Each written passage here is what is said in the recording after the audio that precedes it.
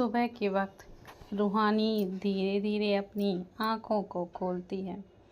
आंखें खुलते ही उसके सिर में एक बहुत ही तेज दर्द होने लगता है, जिससे वह सर पकड़कर उठकर बैठ गई। रूहानी अपने सर को दबाते हुए खुद से ही बोली कि हाय, मेरा सर इतना क्यों फटा जा रहा है। वह इतना ही बोली थी कि वंश एक गिलास को बढ़ाते हुए बोला, पूरी बोतल ही गटक जाओगी तो और क्या होगा। रूहानी वंश की आवाज़ सुनकर उसकी ओर देखने लगी। उसके बाद उसने हाथ को पकड़े गिलास को देखी, फिर पूरे कमरे को देखी। तभी उसे एहसास हुआ कि वह अपने कमरे में नहीं, कहीं और है। रूहानी वंश को घूर कर देख कर बोली, मैं यहाँ कैसे आई। वंश गिलास को साइड टेबल पर रखकर बेफिक्री से बोला, तुम आई नहीं, मैं तुम्हें उठा कर लाया हूँ, क्योंकि तुमसे तो चला ही नहीं जा रहा था। रूहानी अपने दिमाग में जो देते हुए खुद से बड़बड़ाने लगी, मैं तो होटल में बैठकर जूस पी रही, उसके बाद क्या हुआ मुझे याद ही नहीं आ रहा, पता नहीं क्यों। दिमाग पर ज़्यादा जोर देने से रूहानी के सर पर तेज दर्द होने लगा। वंश रूहानी को दर्द में देखकर बोला, नींबू पानी पी लो और फ्रेश हो जाओ, दर्द कम हो जाएगा। रूहानी एक नज़र वंश को देखती है और फिर नींबू पानी पीकर वह फ्रेश होने चली जाती है। दिव्या ड्रेसिंग टेबल के सामने खड़ी होकर अपने बालों को संवार रही थी कि तभी आदित्य पीछे से दिव्या को हक कर लेता है। दिव्या के होठों पर बड़ी सी स्माइल आ जाती है। वह मुस्कुराते हुए मंगलसूत्र को हाथ में लेकर आदित्य के सामने कर देती है।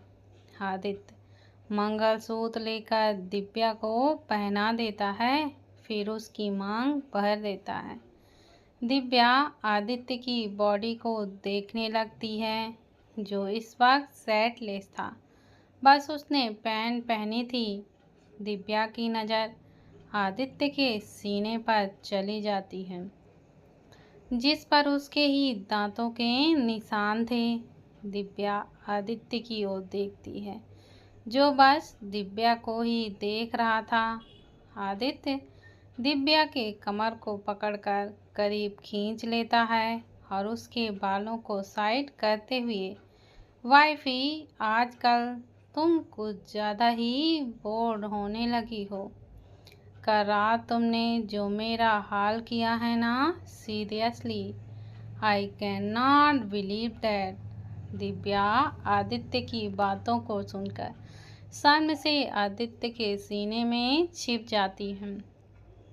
आदित्य मुस्कुराते हुए दिव्या को पकड़ लेता है और उसके कानों में मदहोशी भरी आवाज़ में कहता है, लगता है तुम्हें कुछ ज़्यादा ही जल्दी है बेबी लाने की, इसलिए इतनी मेहनत कर रही हो। दिव्या के कान गर्म होने लगे। आदित्य दिव्या को अलग करके देखने लगता है। दिव्या फिर एक बार आदित्य के सीने में छुप जाती है। आदित्य और दिव्या शांत से गले लगे रहते हैं कि तभी उन्हें प्रियांश की आवाज़ सुनाई देती है, आई थिंक मैं गलत टाइम पर आ गया। उसकी आवाज़ सुनते ही दिव्या झट से आदित्य से अलग होकर खड़ी हो जाती है। आदित्य प्रियांश की आंखें छोटी करके घूरने लगता है। वहीं प्रियांश की नज़रें तो बस आदित्य के सीने पर थीं, जहां दिव्या के दिए हुए लव बाइट साफ दिख रहे थे। यह देखकर प्रियांश के दिल में एक अजीब सा दर्द होने लगता है। दिव्या जब प्रियांश की नज़रों को देखती है तो वह तुरंत आदित्य के आगे खड़ी हो जाती है और मुस्कुराते हुए कहती है, क्या हुआ प्रिंस, आप यहाँ? दिव्या के ऐसे खड़े होने जाने से प्रियांश की नज़र दिव्या पर चली जाती है। दिव्या की मुस्कुराहट देखकर प्रियांश का दिल जैसे दर्द भूल जाता है। वह भी होठों पर मुस्कुराहट लिए हुए कहता है, वो हम लोग आज घर जा रहे हैं तो सोचा दोनों से मिल लूं। दिव्या कुछ बोलती उससे पहले उसे बाहर से ज्येष्ठा की बुलाने की आवाज़ आती है। दिव्या आगे बढ़कर प्रियांश के पास जाती है और एक नज़र आदित्य को देखकर प्रियांश से कहती है, अपना ख्याल रखिएगा। प्रियांश मुस्कुराते हुए हाँ में अपना सिर हिला देता है और दिव्या कमरे से बाहर की ओर निकलकर चली जाती है। उसके जाते ही आदित्य कबर्ड से एक सेट निकालकर ड्रेसिंग टेबल के सामने खड़ा होकर सेट पहनने लगता है। प्रियांश आगे आकर आदित्य के पूरी बॉडी को नोटिस करने लगता है। आदित्य के गर्दन पर भी लव बाइट के निशान थे। प्रियांश बहुत गौर से उन्हें देखने लगता है। वह देख ही रहा था कि उसे आदित्य की आवाज़ आती है, बहुत तकलीफ हो रही है। प्रियांश का ध्यान आदित्य के गर्दन से हटकर उसके चेहरे को देखने लगता है। आदित्य प्रियांश की ओर पलटता है और प्रियांश को देखकर जब अपनी मोहब्बत किसी और की बाहों में होती है तो दिल में खंजर चुभने से भी ज़्यादा दर्द होता है और यही दर्द इंसान संभाल नहीं पाता। आदित्य की आंखों में प्रियांश बहुत ही गौर से देखने लगता है। उसकी इतनी गहरी बातें सुनकर प्रियांश बोलता है, क्या ऐसा है कि तुमने भी इस दर्द को महसूस किया है? कहीं ऐसा तो नहीं कि तुम भी एक तरफा मोहब्बत से गुजर चुके हो? यह सुनकर आदित्य थोड़ा मुस्कुराता है और प्रियांश को जवाब देता है, नहीं, ऐसा मेरे साथ कुछ भी नहीं हुआ। मेरा पहला और आखिरी प्यार सिर्फ मेरी वाइफ ही है, जो प्यार होने से पहले ही मेरी बन गई थी। पर सिर्फ मैंने ये दर्द देखा भी है और महसूस किया है, क्योंकि उस दर्द को महसूस करने वाले मेरे। इतना बोलते ही आदित्य रुक जाता है। वहीं प्रियांश ध्यान से उसकी बातों को सुन ही रहा था कि आदित्य के रुकने से बोलता है, तुम्हारे कौन? आदित्य तो कुछ देर तक प्रियांश को देखता रहा, फिर अपने फ़ोन को हाथ में लेकर, मुझे इम्पोर्टेंट कॉल करना था। आदित्य फ़ोन को देखते हुए बालकनी की ओर बढ़ने लगा। तभी जैसे कुछ याद आता है और रुककर बिना मुड़े हुए कहता है, हो सके तो वाईफाई की भूलने की कोशिश करना। प्रियांश एकदम से जवाब देता है, तुम मुझे फोर्स नहीं कर सकते आदित्य। आदित्य कुछ देर तक ठहर सा गया, फिर बिना कुछ बोले बालकनी की तरफ बढ़ गया। जेल में भैरव दीवार से टिक कर बैठा, आंखें बंद किए हुए था। उसके सामने एक नज़ारा आ रहा था और एक आवाज़ सुनाई दे रही थी, भैरव शोरा हमारी बहन है, हम सब एक ही कोख से जन्मे हैं। तुम ये कैसे बोल सकते हो कि तुम उससे शादी करना चाहते हो? तुम्हारा दिमाग तो ठीक है ना? यह सब जैसे भैरव के कान में चुभ रहे हों। भैरव धीरे से बड़बड़ाने लगता है, आई लव यू सोना। सिंघानिया विला में रूहान शोरा को गोद में लिए बैठा हुआ था। शोरा बस गार्डन की खूबसूरती को ही देख रही थी। वहीं रूहान अपने फ़ोन में बिजी था। अचानक शोरा की नज़र रूहान के हैंडसम फेस पर चली जाती है। शोरा अपने हाथ रूहान के इर्द गिर्द लपेट कर उसके चेहरे को बड़े गौर से देखने लगती है। कुछ ही देर में उसका ध्यान रूहान की आवाज़ से टूटता है। अगर मुझे ही देखना था तो कमरे में ही देख लेती, गार्डन में आने की जिद क्यों की? इतना बोलते ही रूहान शोरा को देखने लगता है।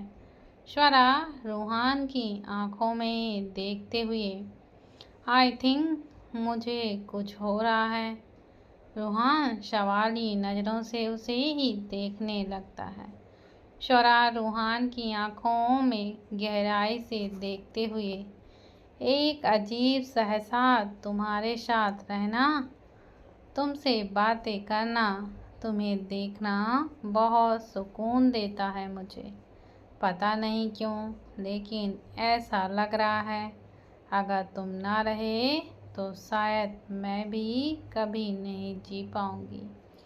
एक जिंदगी बन गए हो तुम मेरे लिए।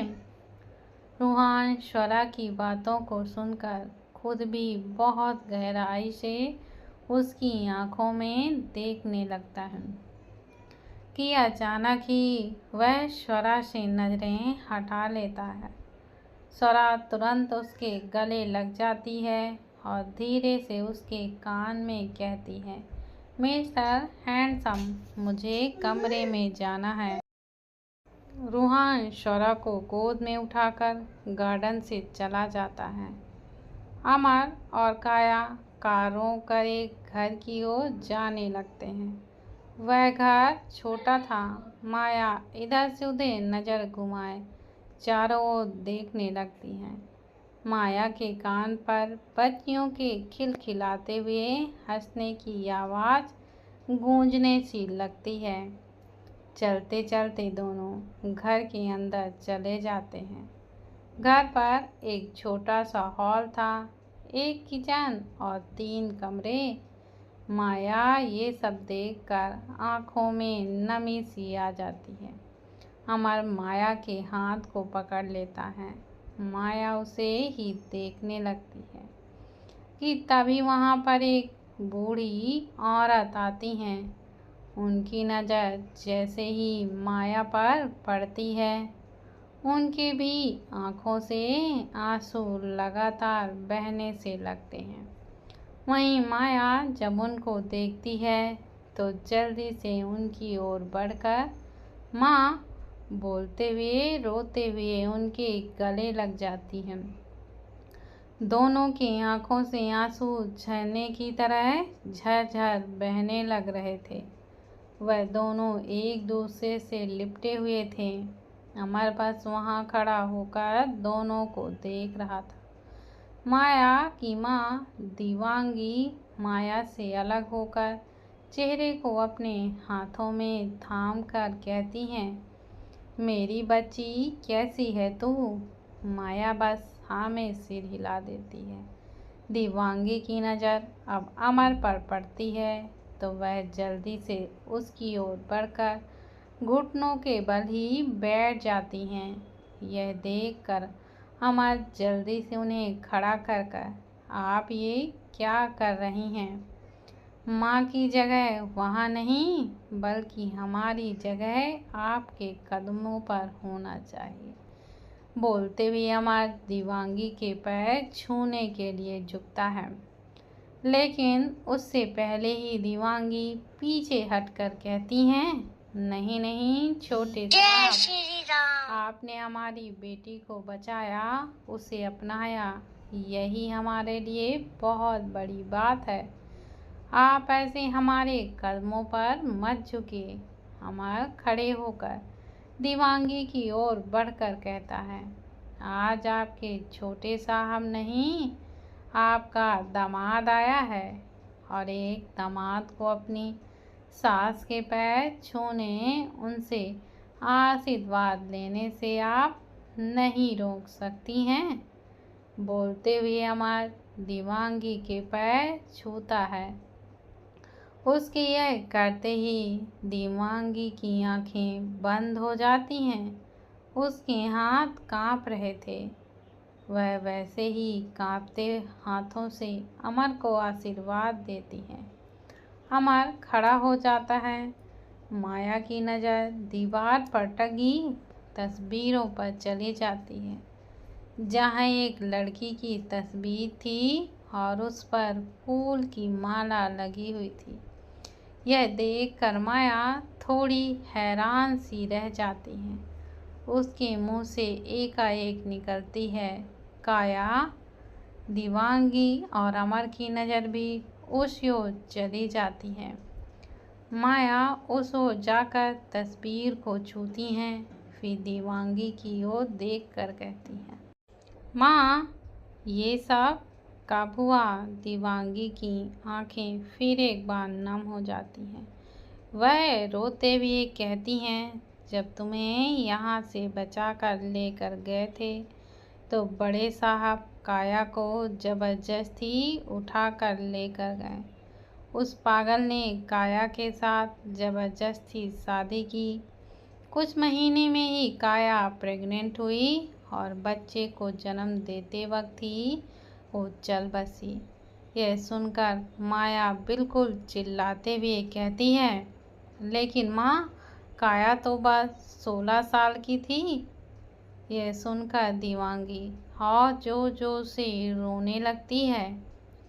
काया भी अब जैसे दर्द को संभाल नहीं पाती और धम्म से घुटनों के बल बैठ जाती है। अमर जल्दी से जाकर माया को उठाकर गले लगा लेते हैं। माया रोते हुए कहती हैं, अमर, काया छोटी बच्ची थी। वो लोग इतने बेरहम कैसे हो सकते हैं? उनकी दरिंदगी तो हद ही नहीं है। माया फिर खुद में ही बड़बड़ाने लगती है, ये सब कुछ मेरी वजह से हुआ है। अगर मैं यहाँ से नहीं जाती तो काया के साथ कभी ऐसा नहीं होता। सब मेरी गलती है। माया बस उसी बात को बड़बड़ाए ही जा रही थी। अमर माया से अलग होकर जोर से चिल्लाता है, माया! अमर के ऐसे चिल्लाने से माया एकदम से होश में आती है और जो से रोने लगती हैं। वहीं देवांगी का भी रो रो कर बुरा हाल हो जाता है। तभी बाहर से आदमी आते हैं। वह अंदर जैसे ही माया को रोते हुए देखते हैं, एकदम से कहते हैं, मेरी बच्ची! आवाज़ सुनते ही माया दौड़ कर जाते हुए उनके गले लग जाती है और सिसकते हुए ही कहती है, बाबा, ये सब क्या हो गया? माया के पापा देवांश माया के सर को सहलाते हुए, जो होना था वो हो गया मेरी बच्ची। अब आप ऐसे मत रोइए। आपको पता है ना, आपकी आंखों में आंसू हमें बिल्कुल भी पसंद नहीं है। माया थोड़ी शांत होकर देवांश से अलग होती है और देवांगी को भी शांत कराते हैं। हमारे देवांश के पास आकर उनके पैर छूते हैं तो देवांश उन्हें आशीर्वाद देते हैं, क्योंकि उन्हें बहुत अच्छी तरीके से पता था कि अमर बचपन से ही बहुत ज़्यादा जिद्दी हैं। जो करना चाहते हैं वह करके ही रहते हैं।